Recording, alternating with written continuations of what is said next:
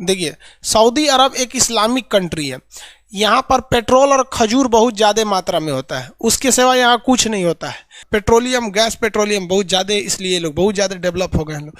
Saudi अरब एक full to Islamic country है। Islamic country यानी यहाँ इस्लामिक नियम लागू होते हैं। यहाँ के दो सबसे प्रमुख शहर हैं जो पूरी तरह से मशहूर है धार्मिक चीज़ों के लिए। हालांकि किसी भी देश की तो राजधानी फेमस होती है, सऊदी अरब की राजधानी रियाद है। यहाँ की मुद्रा रियाल है, राजधानी रियाद है। यहाँ पे पूरा का पूरा ज़मीन मरुस्थल है, यहाँ पर कोई भी नदी नहीं बहती है। यहाँ पानी की बहुत सारे समस्याएं हैं, बहुत पेट्रोलियम से महंगा पानी हो जाता है। लेकिन यहाँ दो शहर बहुत फेमस हैं, एक मक्का, एक उसके ऊपर मदीना। मक्का और मदीना ये दोनों हज यात्रा के लिए प्रसिद्ध है। मक्का और मदीना दोनों किस लिए प्रसिद्ध है भैया? हज यात्रा के लिए प्रसिद्ध है। बाकी इसकी राजधानी रियाद है। इसकी राजधानी क्या है? रियाद। यहाँ देखेंगे मक्का और मदीना ये किस समुद्र के पास है? तो लाल सागर के पास है, मक्का और मदीना। देखिए, ये आप लोग इस्लाम धर्म में ये दो चीज़ें बहुत ज़्यादा देखे होंगे। ये ब्लैक वाला जो आप देख रहे हैं ना, ये मक्का है, और ये ब्लू वाला जो देख रहे हैं ये मदीना है। मक्का का फोटो कैसे दिखा है भाई आपको?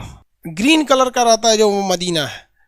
मक्का मदीना इस्लाम धर्म का सबसे पवित्र मतलब वो है, सब हज यात्रा के लिए फेमस है। तो अब यहाँ दोनों में हम आपको समझा देते हैं।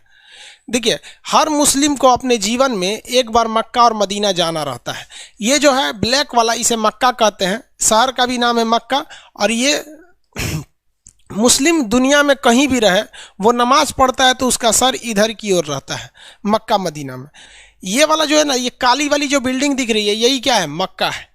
अब इस मक्का के चारों ओर घूमना जो होता है वो हज यात्रा कहलाता है, हज।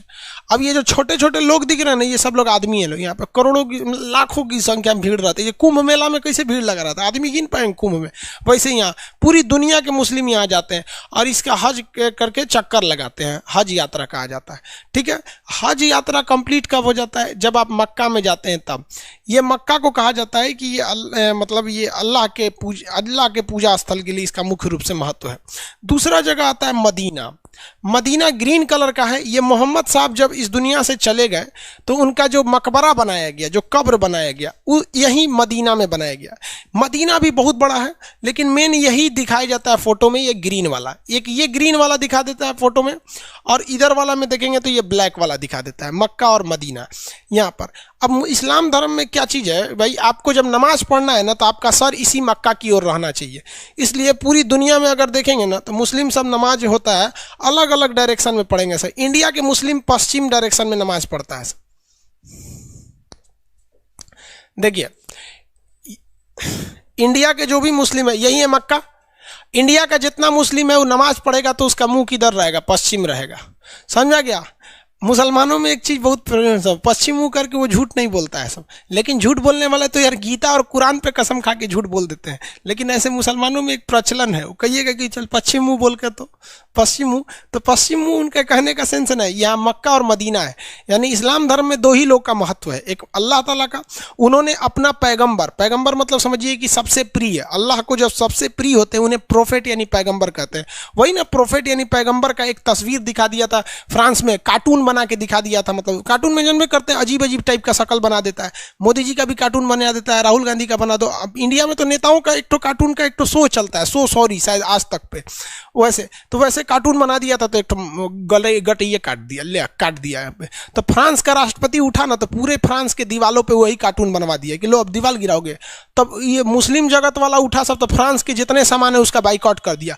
सुपरमार्केट मॉल वगैरह से सामान का फ्रांस का सामान में फेंक दिया। अब दोनों आपस में लड़ रहा है सब। तो ये सब चीज़ें यहाँ पर। तो ये पश्चिम दिशा में वो लोग क्या करते हैं? नमाज पढ़ते हैं। इसलिए मस्जिद देखिएगा ना, हमेशा उसका मतलब वो नमाज पढ़ने वाला पश्चिम डायरेक्शन में होगा। तो ये पूजा स्थल होता है, वहाँ हज यात्रा करना जरूरी होता है। इससे दो चीज़ें बड़ा विवादित होती हैं। कुछ लोग का कहना है यहाँ शंकर जी का मंदिर है। भैया ये सारी चीज़ें एक आडंबर है। ये वैसे ही कहते हैं लोग कि शंकर जी का मंदिर है, जैसे लोग कहते हैं गुल्लर के फूल डाल दोगे तो कोई चीज़ खत्म नहीं होगा। ऐसे कहावत है ना, बचपन में आप सुने होंगे कि पेंसिल का छिलका दूध में डालो तो रबड़ बन जाता है, मोर के पंख को चौक खिलाओ तो बड़ा हो जाता है। ये अफवाहें हैं सब, वैसे ही इसका कोई मतलब नहीं बनता है। ये आपस में लगा शंकर जी। आप बताओ यार, खुद से जरा सोचो कि शंकर जी वहाँ क्या करेंगे। और कहा मतलब हमारे यहाँ तो अलग अलग जगह पे अलग अलग प्रचलन है। हमारे यहाँ ये लोग कहते हैं यूपी बिहार के एरिया में कि शंकर जी को यहाँ किसी ने कैद करके रखा हुआ है। समझ में आए कि हालांकि ये चीज़ें जो है पूरी तरह से क्या है, अफवाह है।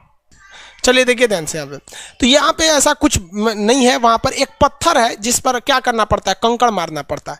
अब कुछ लोगों का ये कहना है कि वहां पे शंकर जी को किसी ने अरेस्ट नहीं किया है, जबकि हमारे यहाँ लोगों का कहना है कि वहां शंकर जी को कैद करके रखा है सब, कोई हिंदू पानी डाल देगा तो बाहर आ जाएंगे। मतलब आप खुद सोचो ना कि कोई भगवान को इतना कमजोर कैसे कह सकता है कि मतलब कोई किसी को अरेस्ट थोड़ी ना कर सकता है वहां पे, ये गलत मानसिकता है। और कुछ लोगों का कहना है कि वहां शिवलिंग है, देखिए वो शिवलिंग नहीं है, वहां पे जो इस्लामिक परंपरा है वो हम आपको बता देते हैं, लेकिन आपके दिमाग में अगर कोई चीज बैठ गई है तो वो हमारे कहने से नहीं निकल सकती है। और अगर आप ये मानते हैं कि वहां शंकर जी को किसी ने अरेस्ट किया तो मतलब शंकरों जी की बेइज्जती कर रहे हैं। एक शैतान था, मतलब एक बहुत बुरा आदमी था, जब मोहम्मद साहब थे तो उनको बहुत परेशान करता था, कभी उनके ऊपर कूड़ा फेंक देता था, कभी कुछ कर देता था।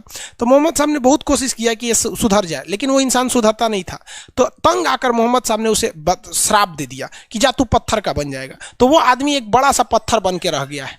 तो लोग जाते हैं ना तो इसी पत्थर पे कंकड़ से मारते हैं लोग, वो ये दिखाने के लिए कि तूने मोहम्मद साहब को परेशान किया था। तो किसी ने ये फोटो लाया और बोल दिया कि भाई साहब यहाँ पर मतलब इस फोटो में यहाँ पे कि ये शिवलिंग है, जबकि ऐसा कुछ नहीं है। वो परंपरा के हिसाब से देखिएगा तो एक शैतान आदमी था। अब बताओ भाई, अगर इस पत्थर की हिस्ट्री उठाओगे तो वो एक ऐसा दुष्ट व्यक्ति था जिसे पत्थर बना दिया गया श्राप से। अब वो दुष्ट व्यक्ति को आप शिवलिंग बोलोगे, आप मानते हो तो आप हमारी बात पे तो बिलीव नहीं कर सकते, वरना अगर आप जिस पे बिलीव करते हो जो ऑथेंटिक चीज़ है, जैसे गूगल हो गया, विकीपीडिया हो गया, क्योरा हो गया, इस सब पे आप जाके सर्च कर सकते हैं। इसी को लोग वो शिवलिंग बोलते हैं। तो इस मक्का मदीना को लेकर दो ही प्रचलन बहुत फेमस है। कुछ लोगों का कहना है कि यहाँ उन लोगों ने अरेस्ट करके रख लिया है, मतलब उनको कैद करके रखा है, और कुछ लोगों का कहना है कि नहीं शिवलिंग की पूजा होती है। ऐसा यहाँ पे कुछ भी नहीं है।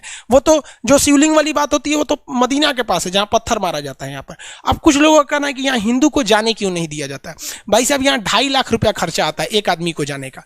दूसरा, आप किसी देश में जाते हैं तो आप अपने हिसाब से नहीं चलते हैं, उस देश के नियम कानून के हिसाब से ही हमें चलना पड़ता है। तो ये एक मुस्लिम कंट्री है, इसका नियम है कि जो हज करने आता है उनके लिए प्रॉपर नियम होने चाहिए। अब आपको पता है ना कि जो उन लोग के नियम कानून होंगे उनको पता होगा। यार हम लोग को हम लोग कभी हज करने नहीं गए, बुढ़ापे में मम्मी पापा को भेज देंगे लोग। तो ये समझ में आ गया, ये सऊदी अरब केवल मक्का मदीना के लिए। इस पर एक और विवाद होता है कि हज के लिए सरकार सब्सिडी देती है, मुसलमानों को बेवकूफ बनाती है सरकार। देखिए क्या कहती है, सुनिए ध्यान से। हज के लिए खर्चा आता है 2.5 लाख रुपए। तो जब सरकार थी ना पहले कांग्रेस की सरकार, वो तो मुसलमानों को और लोल बनाई। बीजेपी तो कम से कम खुल के कहती है, कांग्रेस तो और लोल बनाई। कांग्रेस कहती है भाई 2.5 लाख है ना, तो आप इसमें केवल कितना दीजिए, 2,40,000 दीजिए, मतलब 2,40,000 दे दीजिए आप। तो मुसलमानों को लगता था 10,000 सब्सिडी हो गया। दूसरा देखिए, जब जो व्यक्ति ये सब्सिडी ले लेता था ना, उसको एयर इंडिया की जहाज से जाना होता था, एयर इंडिया। और एयर इंडिया उस समय 15,000 की जगह पे 60,000 रुपया किराया ले लेती थी। भाई साहब यहाँ देखो, 15,000 की जगह पे 60,000 किराया ली है यहाँ पर, यानी